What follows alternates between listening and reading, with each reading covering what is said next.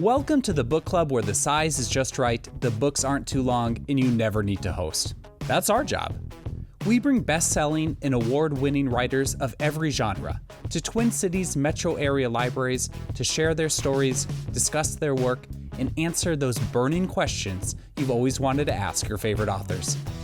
This is a book club where we don't have to argue about what the author meant. They can tell us. The book club that doesn't require a clean house or wine and cheese. And in this book club, if you haven't read the book, it's all right. Although, we hope you'll be inspired to pick it up next time you're in the library. I'm your host, Slade Kemet, and you can consider the book club rewritten because this is Club Book.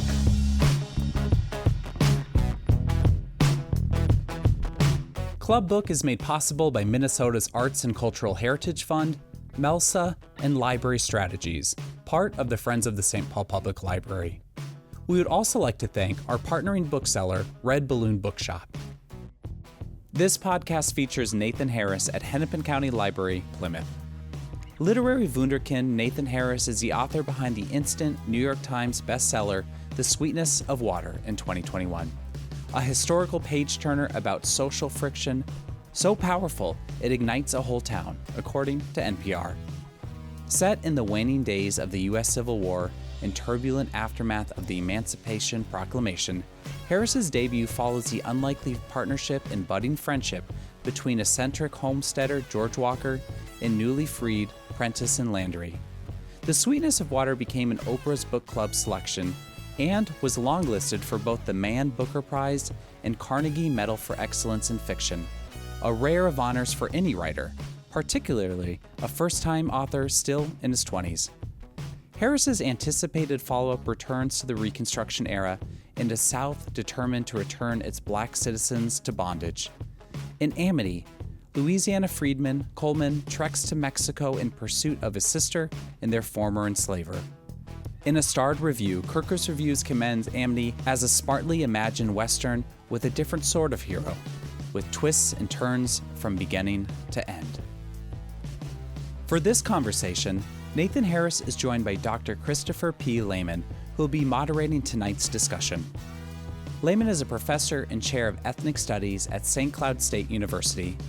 He's author of, among other titles, Slavery in the Upper Mississippi Valley, 1787 to 1886, and Slavery's Reach, Southern Slaveholders in the North Star State. Slavery's Reach received the 2020 Minnesota Book Award for Minnesota Nonfiction, among other high honors. Lehman's latest, It Took Courage, Eliza Winston's Quest for Freedom, a detailed account of an enslaved woman who successfully petitioned for freedom in Minnesota in 1860, a critical period between the seminal Dred Scott case and the outbreak of the Civil War. Thank you, everybody. Thank you very much for being here. Yeah, thank you everybody for showing up. Let's thank all of you for being here as well. Yeah, I always think about, I spend 3-4 years writing a book and I'm by myself and all of a sudden I show up somewhere and there's a crowd of people and it's all, every time, it's fantastic. So thank you so much for being a part of this. It's great to meet my readers. Yeah. Well, I was very happy to read Amity and The Sweetness of Water in preparation for today's event. I don't often read novels. As someone who's a trained historian, I tend to gravitate toward nonfiction books. And I don't really have that creative a brain. So to delve into fiction and to be invested in narratives is something that takes a lot for me to do. But with your books, it was really easy to do because there's so much history in them that I was able to recognize as accurate, and then I just got really invested with the characters along the way. And thank you. Sometimes my biggest fear is being with a historian because they're going to tell me everything I got wrong. But this is good. More of this. Let's stay positive. Yeah. Absolutely. And so, in The Sweetness of Water, the principal character is largely mute, but in Amity, the principal character is very talkative. So what's similar and what's different between telling a silent character's story and telling a talkative character's story? I think they're both on different ends of the same spectrum for me. You know, Landry in The Sweetness of Water has just experienced so much trauma that, you know, he can hardly get words out, you know, and that was very, very difficult to write. And I also didn't know that he was going to have his own chapter and his own time for me to be in his head and share that with the reader. And I guess the book has a few twists and turns, but for me, writing the book and finding that moment where I was like, okay, Landry gets a chance to share his interiority, that was one of my favorite moments of writing in my entire life, because there's so much going on within him, but he just doesn't have the words for them. But yeah, he's such a full person. So that was special. And then on the other end, we have Coleman, who, I mean, he almost talks too much sometimes. But that's his way of finding, you know, agency. You know, he wants to come across as, you know, literate, you know, an intellectual. And, you know, you find these moments where he's having these run-on memories, thinking about the past, and then it clicks that, you know, this is him trying to become a new person who's suppressing the trauma for himself. So both of them, you know, they have these similarities, but just very different personalities. So I got to explore, yeah, the whole spectrum of personality, I suppose, and dealing with what slavery might do to somebody and do to their spirit, you know, crushing it, but also overcoming it or trying to. Okay. Well, that actually is a good segue into the question that I had about Coleman, that he appears to embody what people refer to nowadays as respectability politics. The book Amity, I think, shows Coleman trying to make his hair look like European Americans' hair, but also shows him traveling in steerage. And you mentioned him being a very literate person and reading as much as he can to know as much as anybody else who knows how to read knows. So when you were writing, did you develop Coleman as a believer in respectability politics, or even a believer in assimilation? That's more of a historian's way of coming at it, I think. But I like hearing that. Because it naturally came to me when just thinking about what he was going through. I think even thinking of it from my perspective, you know, I felt like Coleman, more than anything, didn't want to be threatening to everybody. You know, and like that's a lesson my dad taught me, just moving through the world. You don't want to be threatening. You know, that might be taken the wrong way.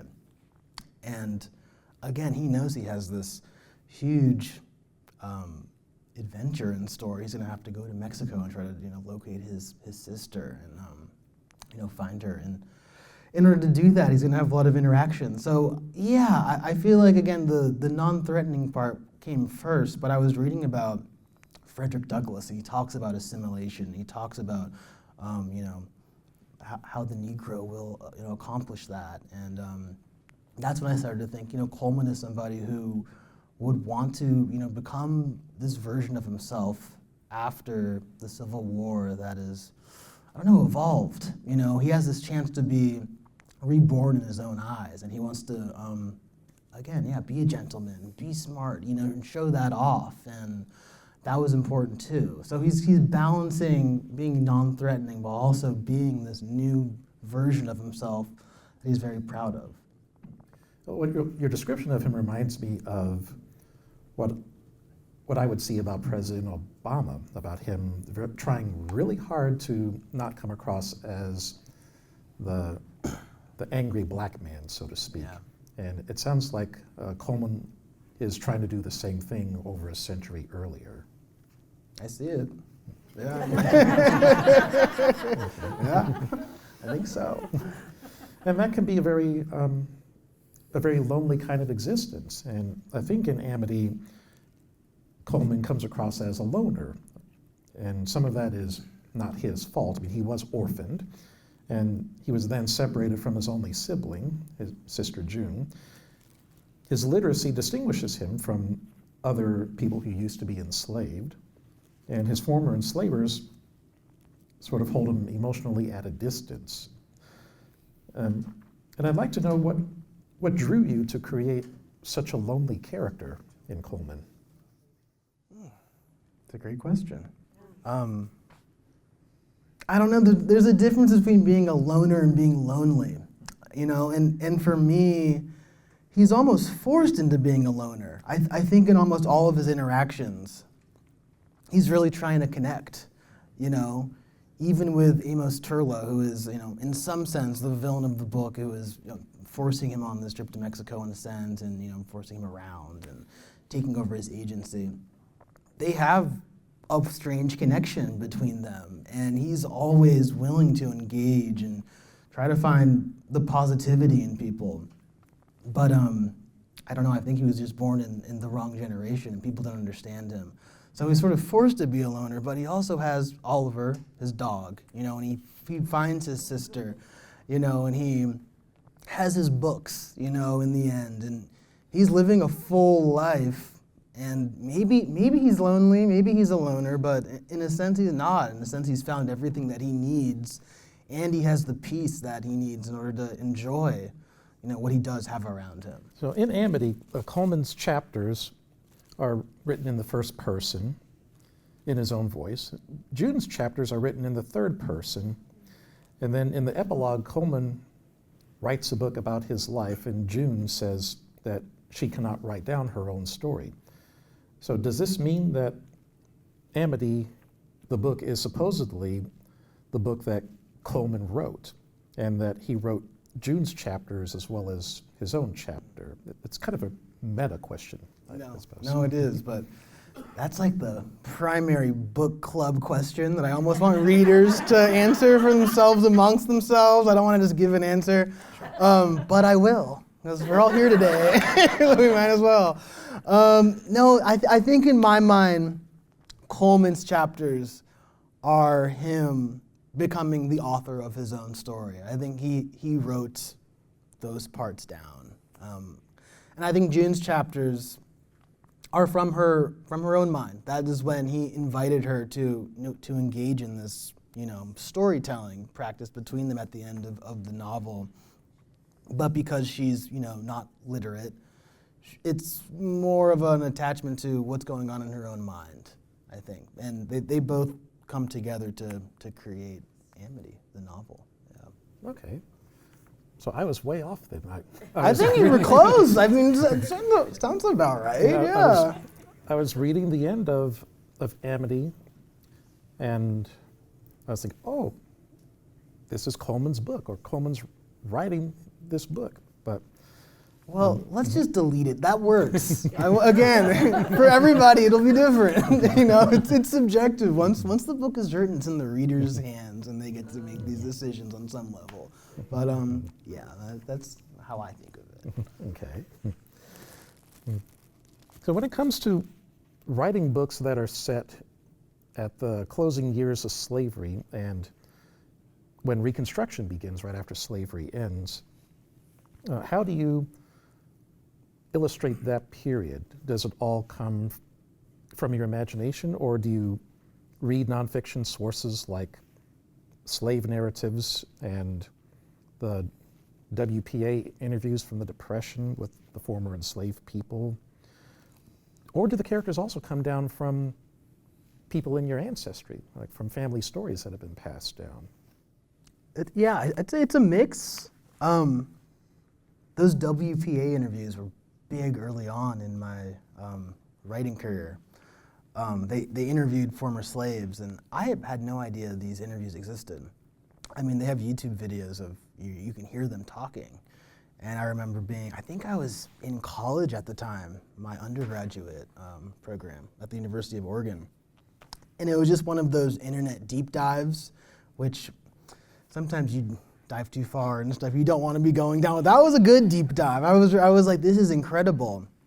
And it sparked this idea of, again, in my mind, I've read novels, you know, based after the Civil War and what it was like for freed slaves, but hearing these interviews, I was thinking, what was it like immediately after, you know, the war ended, when, you know, in my mind, the door opens and they go, go on, you're free, do what you want. Like, well, how do you manage that moment? So that was where, the sweetness of water originated from. And I still remember my teacher, Jason Brown at the time.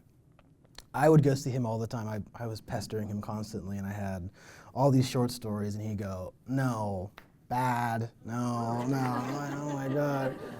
And then, I started this short story about, this, these two brothers in the South, being freed immediately after the war. And I brought it to him, and it was the first time I walked in, and he goes, I think you might have something here. I was like, oh yes, here we go. But all of that came from those interviews, and whenever there was something I needed to learn, I went and tried to educate myself, because you do feel like you need to do justice to those real individuals. Writing historical fiction, there's always real people behind it, behind your story. So, yeah, at the same time, I like to talk about how Edward P. Jones wrote The Known World. He said he did, I think, 8 years of research for that novel, and the only way he could write it was to put it all aside and not think about it at all. He knew it, but the characters had to come first. So it's balancing, again, what truly happened, but also the story and, what's in my imagination. And you just walk a fine line and hope that readers walk it with you. Well, you do a really good job of illustrating that history, and since we are so far removed from it by over 160 years, that's really hard to do unless you have a creative imagination as well as an ability to use factual documents to illustrate a story. And the only time that I can think of feeling that the world is becoming freer, or at least that I have so many options ahead of me, or that this is the start of a new phase of my life, is when I became an adult and I wasn't a child anymore. And that now that I'm an adult, this is my life from now on. And it was mentioned that you were in your 20s when you wrote your debut. And since that's set in this period, do you feel that you being in your 20s was part of how you tapped into exploring how does this person live free? Let's set the record straight. I was not in my 20s. I think I was, maybe like late 20s when I started The Sweetness of Water. Yeah, okay, we'll go with it. It's like, I think it came out when I was 31, but yeah. I've never considered that before. It didn't cross my mind. I think someone talks about painters, and they say artists either paint themselves or paint the world. And I guess in my mind, I like to think I paint the world. It sounds kind of pretentious, but I don't really see myself in The Sweetness of Water in that way. I want to put at the forefront of the story these characters, but yeah, what else would I draw it from other than those moments in my own life where I felt like I was maturing or having these moments that, bring me into a new chapter for myself as well. So that must be in there somewhere, but I don't know if I can draw an exact line between them all. Okay. What tips do you have for an aspiring pre-MFA track writer? Are they in the room with us? Are any of you pre-MFA track? I mean, be curious, be reading all the time. I think that's the most important thing. You have to really just enjoy books. You have to love them. You have to want to get up every day and write. It's not always fun, but I always say if you just make contact with the work every day, don't have a word count, you don't need to have 500 words a day. Just if you sit down every day with the characters and, with the story, fix a comma, whatever it is. It will get done eventually. You might be, old, but it will get done. You'll have a book. I guess that's beyond pre-MFA track. But yeah, that's what I always say, curiosity and just persistence. Well, that's actually pretty similar to advice that I received when I was working on my dissertation. My professor said to always do at least 2 pages of work a day, whether it's 2 pages of writing your draft or 2 pages of taking research notes or 2 pages of revising it once you get your first critique. And that's not the same as a word count, but you're definitely trying to make sure that you get all the way down to the end of page 2 every day. I'll add or delete 2 pages. I think one of the biggest thing I found in, writing for my own writing and others' writing is that sometimes you just overdo it, and you have to be willing to, take a little bit out of there, and it's still gonna be good, you don't need that sentence or that paragraph, and that's okay. So, but I like that. I'm gonna steal it. 2 pages. Yeah, all right. A question from before says, my wife had me read Amity because I like Westerns and read quite a few, usually in the vein of Larry McMurtry, Zane Grey, Elmore Leonard. I loved your book, but would not have branded it as a straight Western if I was a marketing person, even if some of the usual themes and tropes are there. But then again, I'm not a marketing or publisher person. Long question made short.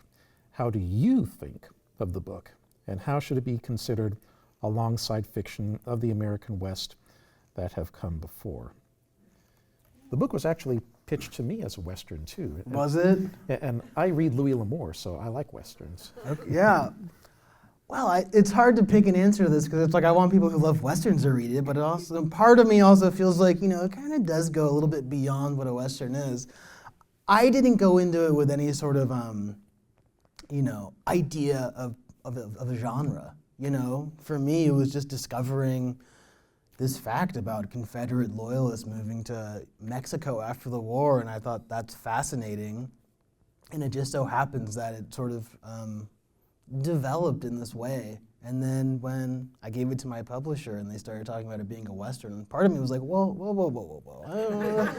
That's a little limiting, But at the same time, it's almost like, I love Lonesome Dove. There's nothing wrong with a Western, So I think I sort of, that was like an internal battle I dealt with, but I sort of just came to peace with thinking of it either way. I want readers to find it on its own terms and, by their own idea of what it is, and wherever they land, I'm happy with it, as long as they enjoy it, That's what's important. Yes. Which of your characters has been the hardest to conceptualize and to write? And then which has been the easiest to slip into? Yeah. Let me think. Mr. Harper in Amity, the slave owner who forces Coleman's sister to Mexico. It's hard to write a character like that because they are so outwardly villainous in a way, but I go into thinking of every character of, I think of them as a child, and that they have their own, wants and needs, and they grew into who they were because of whatever happened to them. And there is a side of them trying to find something for themselves that matters and for them is positive. And you can't really write a 3-dimensional character unless you land on what that is. So yeah, it's difficult to put myself in the mind of, again, this landowner who feels like his entire existence has been taken from him and he has to, move to Mexico and force his family there. But that's what, you have to do to, to put him on the page and make him, render him realistic. So characters like that are hard, but it's the necessary work. Okay. And I guess my last question would be whether or not either of your books has been optioned, who would be the actors that you'd like to play your characters? Ooh. If anyone wants to throw an answer out, feel free. Let's see. Prentiss, Sweetness of Water. Michael B. Jordan. Yes. If he's free, I don't know if he is. There's a lot going on right now. Yeah, he would be great. What else have we got? think like Amos Turlow, like a Tom Hardy, like a big, kind of big guy, kind of scares you. I think he was Bane in like The Dark Knight. Yes. I'm like, oh my God, yeah, I think that would be good. If I think of any more, I'll let everyone know. I spend my time thinking of the new characters I'm writing and not quite the casting for the old ones. It's not the first time I've been asked. I should write it all down so I have it ready. But it's a good question.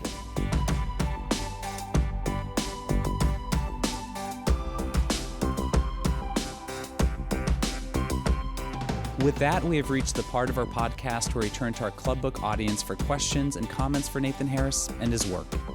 In this book club, we like to encourage members and authors to connect and engage and help bridge the gap between the page you read and the process it took to write it. Our first question of the night comes from an audience member wondering about Harris's process for writing Coleman's dialogue. Writing him, I worried that people would maybe even find him annoying at points, and I'm not opposed to that because I think, in a way, because he is writing his story, this is his chance to, put it all out there. And, it can be overwhelming at times. But, how did I come across the voice?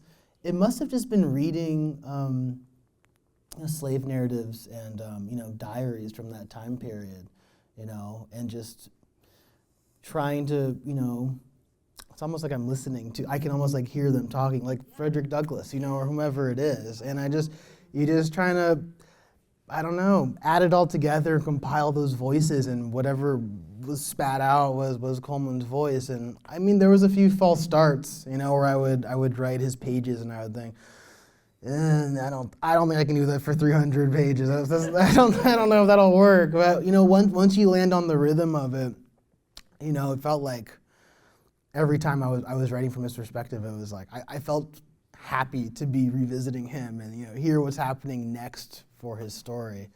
And how to make it a page turner. I write books that I would want to read. I don't like to be bored. There's not enough time in life to read boring books. So I just like to keep it moving. That's how I think of it. This audience member asks about the inspiration behind the strong relationships Nathan Harris writes about. I think about my mom a lot. She went through a lot. She was a lawyer, and then she had 4 boys, and then she stopped being an attorney to raise all of us, and then she got divorced from my father. And she just had to create this whole new life for herself. And she actually passed the bar again, I think at 65, and it's incredibly rare. And she found all these friends of the same age, this group of women who were all attorneys and, all the same age. And they just became very close. And perhaps, I don't know, maybe that just inspired me. But having her around and having them around, they were good role models. This question is about what Nathan Harris is working on next. Well, we can't get too far into it. Speak not lest we break the spell, I always say. But it's contemporary. I'm switching it up. I think I reached a point after the historical fiction of 8 years where I kind of wanted characters to get from point A to point B without needing a wagon, Talking about the wheels of the wagon and looking up, what a wagon looks like, the different parts of it. And, if they want to talk, maybe just a text, not a telegram. Makes it a lot easier for me. But in general, I just wanted to explore a different time period and different characters. And it's a more personal novel. It sort of gets into my background, and it feels fresh and it feels fun. And I think you guys will like it. We'll have to come back and do this again. And then hopefully you're not, throwing stuff and saying, go back to historical fiction. Yeah, we'll see. Thank you. Our next question is about what literary works have inspired Harris and his writing. The Good Lord Bird by James McBride was a big one. That was it kind of showed me that I could do this in a way. You know, the James McBride, he's a very special guy. You know, and he gave me courage on the page because he'll just have crazy stuff happen. You know, and I know he loves jazz music and he plays the saxophone. But I can feel on the page he has this like improvisation to him. You know, and he's not like I was talking about schematic writing. He's the entirely opposite sort. It doesn't matter what era he's writing in. He just follows the characters. And I was thinking like, you know, okay, if he can do this, I can give it a shot. So he's a big one. Who else? I mean, Colson Whitehead, you know, the way his whole career, again, is one I admire. He'll write a zombie novel, you know, he'll write a memoir about his time in Sag Harbor, you know, or the Underground Railroad, speculative fiction about, you know, the past. So that's just something I would love to have a career like his and just kind of follow my heart wherever it guides me on the page. Hilary Mantel. She's a big one. I think her historical fiction is fantastic. She's funny. People don't talk about how she's funny. I just read Flood, one of her books that's sort of overlooked, and I was just laughing. And I think that's one thing that's missing so much in fiction these days is just some humor, you know. So I've been really enjoying her recently, and we could be here all night with books I like. Yeah. Our last question of the night comes from a fan wondering about what motivated Nathan Harris to become a writer.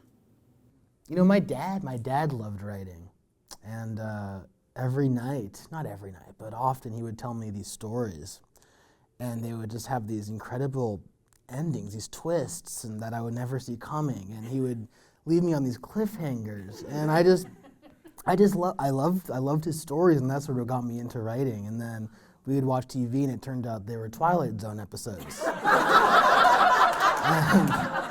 It was all a lie. He just stole the plots from each Twilight Zone. He was like, well, you know, you enjoyed it. But that was a big part of it, you know. So we can thank my dad in the Twilight Zone, perhaps, because he did that for me, not my brother, so I got into writing. Thank you, guys. Thank you, everybody. That wraps up our Hennepin County Library event with Nathan Harris. Make sure to catch our next podcast with Carly Fortune. Carly Fortune is a #1 New York Times bestselling novelist and a leading light in fiction's international romance boom. Her latest novel, One Golden Summer, showcases Fortune's hallmark, making the lake the most romantic place on earth, according to Elle. Visit us online at clubbook.org for details on past and present seasons, sign up for our e-newsletter, check out our calendar, and so much more. Stay up to date with all of our events at our Club Book Facebook page. If you're on Twitter, find us using the handle ClubBookMN. And if you enjoy these free Club Book events and podcasts, remember to share them with your friends. They just may too. Thanks again to all those who make Club Book possible, including MELSA, Library Strategies, and Minnesota's Arts and Cultural Heritage Fund. Our sponsors include Red Balloon Bookshop, where you can purchase all the books featured in Club Book. Finally, a very special thank you to all the libraries hosting events this season. That's it for Club Book, the coolest club in town. We'll see you at the library.